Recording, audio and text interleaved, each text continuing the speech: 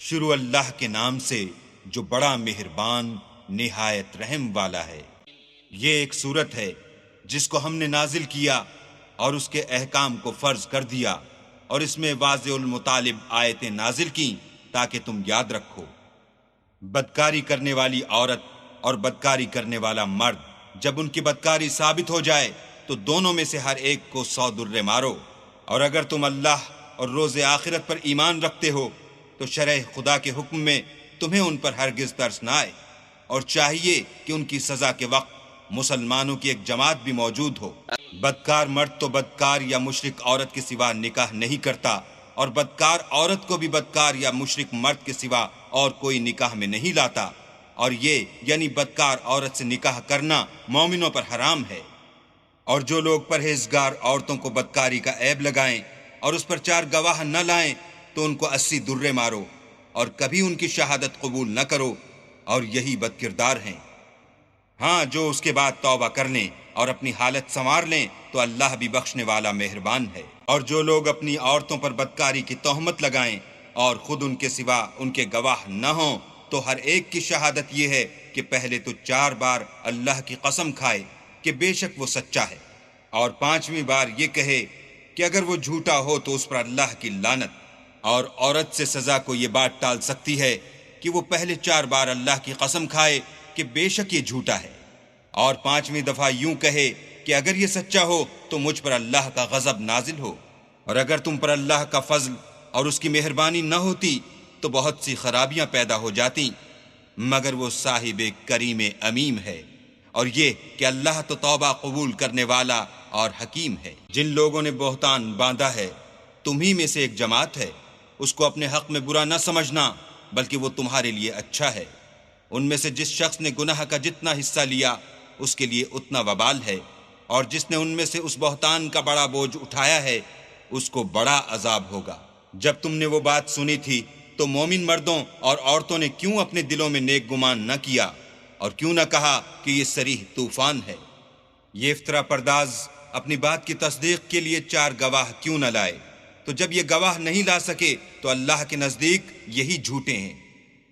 اور اگر دنیا اور آخرت میں تم پر اللہ کا فضل اور اس کی رحمت نہ ہوتی تو جس شغل میں تم منہمک تھے اس کی وجہ سے تم پر بڑا سخت عذاب نازل ہوتا۔ جب تم اپنی زبانوں سے اس کا ایک دوسرے سے ذکر کرتے تھے اور اپنے منہ سے ایسی بات کہتے تھے جس کا تم کو کچھ بھی علم نہ تھا، اور تم اسے ایک ہلکی بات سمجھتے تھے، اور اللہ کے نزدیک وہ بڑی بھاری بات تھی۔ اور جب تم نے اسے سنا تھا تو کیوں نہ کہہ دیا کہ ہمیں شایع نہیں کہ ایسی بات زبان پر لائیں؟ پروردگار تو پاک ہے، یہ تو بہت بڑا بہتان ہے۔ اللہ تمہیں نصیحت کرتا ہے کہ اگر مومن ہو تو پھر کبھی ایسا کام نہ کرنا، اور اللہ تمہارے سمجھانے کے لیے اپنی آیتیں کھول کھول کر بیان فرماتا ہے۔ جو لوگ اس بات کو پسند کرتے ہیں کہ مومنوں میں بے حیائی یعنی تہمت بدکاری کی خبر پھیلے، ان کو دنیا اور آخرت میں دکھ دینے والا عذاب ہوگا، اور اللہ جانتا ہے اور تم نہیں جانتے۔ اور اگر تم پر اللہ کا فضل اور اس کی رحمت نہ ہوتی تو کیا کچھ نہ ہوتا، مگر وہ کریم ہے، اور یہ کہ اللہ نہایت مہربان اور رحیم ہے۔ مومنوں، شیطان کے قدموں پر نہ چلنا، اور جو شخص شیطان کے قدموں پر چلے گا تو شیطان تو بے حیائی کی باتیں اور برے کام ہی بتائے گا۔ اور اگر تم پر اللہ کا فضل اور اس کی مہربانی نہ ہوتی تو ایک شخص بھی تم میں پاک نہ ہو سکتا، مگر اللہ جس کو چاہتا ہے پاک کر دیتا ہے، اور اللہ سننے والا اور جاننے والا ہے۔ اور جو لوگ تم میں صاحب فضل اور صاحب وسعت ہیں وہ اس بات کی قسم نہ کھائیں کہ رشتہ داروں اور محتاجوں اور وطن چھوڑ جانے والوں کو کچھ خرچ پات نہیں دیں گے۔ ان کو چاہیے کہ معاف کر دیں اور درگزر کریں۔ کیا تم پسند نہیں کرتے کہ اللہ تم کو بخش دے؟ اور اللہ تو بخشنے والا مہربان ہے۔ جو لوگ پرہیزگار اور برے کاموں سے بے خبر اور ایماندار عورتوں پر بدکاری کی تہمت لگاتے ہیں، ان پر دنیا اور آخرت دونوں میں لعنت ہے، اور ان کو سخت عذاب ہوگا،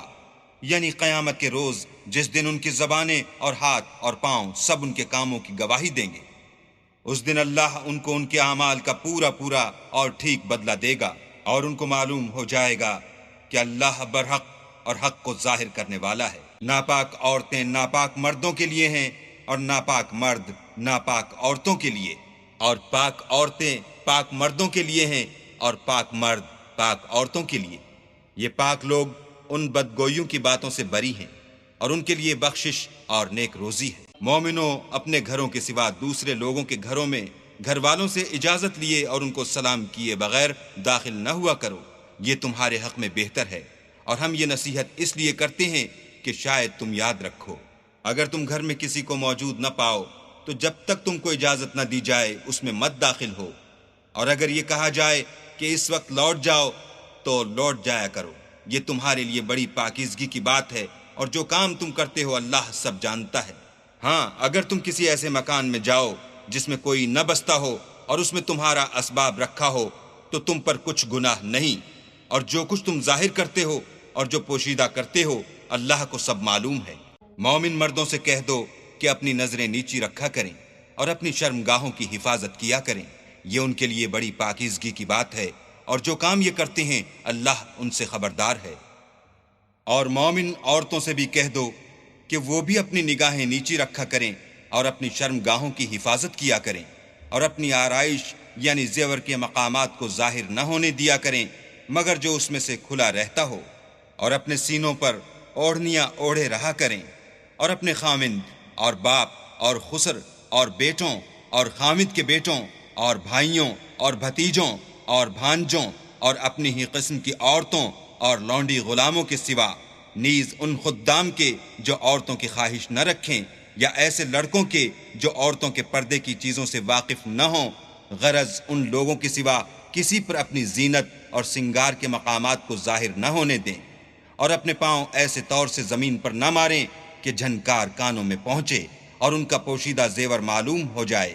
اور مومنوں، سب اللہ کے آگے توبہ کرو تاکہ فلاح پاؤ، اور اپنی قوم کی بیوہ عورتوں کے نکاح کر دیا کرو، اور اپنے غلاموں اور لونڈیوں کے بھی جو نیک ہوں نکاح کر دیا کرو۔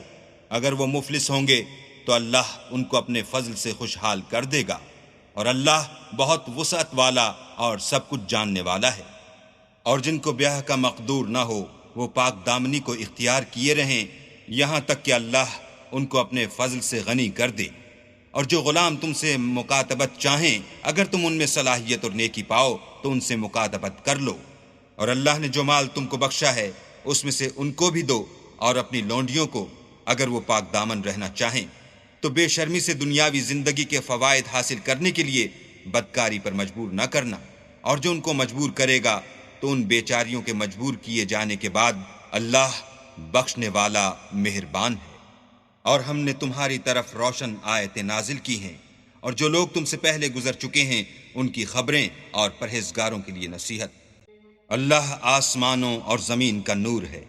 اس کے نور کی مثال ایسی ہے کہ گویا ایک طاق ہے جس میں چراغ ہے، اور چراغ ایک قندیل میں ہے، اور قندیل ایسی صاف شفاف ہے کہ گویا موتی کا سا چمکتا ہوا تارا ہے۔ اس میں ایک مبارک درخت کا تیل جلایا جاتا ہے، یعنی زیتون، کہ نہ مشرق کی طرف ہے نہ مغرب کی طرف۔ ایسا معلوم ہوتا ہے کہ اس کا تیل خواہ آگ اسے نہ بھی چھوئے جلنے کو تیار ہے، بڑی روشنی پر روشنی ہو رہی ہے۔ اللہ اپنے نور سے جس کو چاہتا ہے سیدھی راہ دکھاتا ہے، اور اللہ جو مثالیں بیان فرماتا ہے تو لوگوں کے سمجھانے کے لیے، اور اللہ ہر چیز سے واقف ہے۔ وہ قندیل ان گھروں میں ہے جن کے بارے میں اللہ نے ارشاد فرمایا ہے کہ بلند کیے جائیں، اور وہاں اللہ کے نام کا ذکر کیا جائے، اور ان میں صبح و شام اس کی تسبیح کرتے رہیں، یعنی ایسے لوگ جن کو اللہ کے ذکر اور نماز پڑھنے اور زکوٰۃ دینے سے نہ سوداگری غافل کرتی ہے نہ خرید و فروخت۔ وہ اس دن سے جب دل خوف اور گھبراہٹ کے سبب الٹ جائیں گے اور آنکھیں اوپر چڑھ جائیں گی ڈرتے ہیں، تاکہ اللہ ان کو ان کے عملوں کا بہت اچھا بدلہ دے اور اپنے فضل سے زیادہ بھی عطا کرے، اور اللہ جس کو چاہتا ہے بے شمار رزق دیتا ہے۔ اور جن لوگوں نے کفر کیا ان کے اعمال کی مثال ایسی ہے جیسے میدان میں ریت کہ پیاسا اسے پانی سمجھے، یہاں تک کہ جب اس کے پاس آئے تو اسے کچھ بھی نہ پائے، اور اللہ ہی کو اپنے پاس دیکھے تو وہ اسے اس کا حساب پورا پورا چکا دے، اور اللہ جلد حساب کرنے والا ہے۔ یا ان کے اعمال کی مثال ایسی ہے جیسے دریائے عمیق میں اندھیرے جس پر لہر چڑھی چلی آتی ہو اور اس کے اوپر اور لہر آ رہی ہو، اور اس کے اوپر بادل ہو، غرض اندھیرے ہی اندھیرے ہوں، ایک پر ایک چھایا ہوا۔ جب اپنا ہاتھ نکالے تو کچھ نہ دیکھ سکے، اور جس کو اللہ روشنی نہ دے اس کو کہیں بھی روشنی نہیں مل سکتی۔ کیا تم نے نہیں دیکھا کہ جو لوگ آسمانوں اور زمین میں ہیں اللہ کی تسبیح کرتے رہتے ہیں، اور پر پھیلائے ہوئے جانور بھی، اور سب اپنی نماز اور تسبیح کے طریقے سے واقف ہیں، اور جو کچھ وہ کرتے ہیں سب اللہ کو معلوم ہے، اور آسمان اور زمین کی بادشاہی اللہ ہی کے لیے ہے، اور اللہ ہی کی طرف لوٹ کر جانا ہے۔ کیا تم نے نہیں دیکھا کہ اللہ ہی بادلوں کو چلاتا ہے، پھر ان کو آپس میں ملا دیتا ہے، پھر ان کو طے بطے کر دیتا ہے، پھر تم دیکھتے ہو کہ بادل میں سے مہ نکل کر برس رہا ہے، اور آسمان میں جو اولوں کے پہاڑ ہیں ان سے اولے نازل کرتا ہے، تو جس پر چاہتا ہے اس کو برسا دیتا ہے، اور جس سے چاہتا ہے ہٹا رکھتا ہے،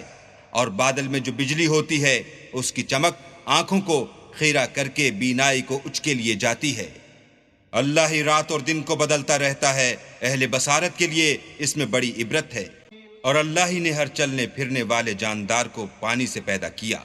تو ان میں سے بعض ایسے ہیں کہ پیٹ کے بل چلتے ہیں، اور بعض ایسے ہیں جو دو پاؤں پر چلتے ہیں، اور بعض ایسے ہیں جو چار پاؤں پر چلتے ہیں۔ اللہ جو چاہتا ہے پیدا کرتا ہے، بے شک اللہ ہر چیز پر قادر ہے۔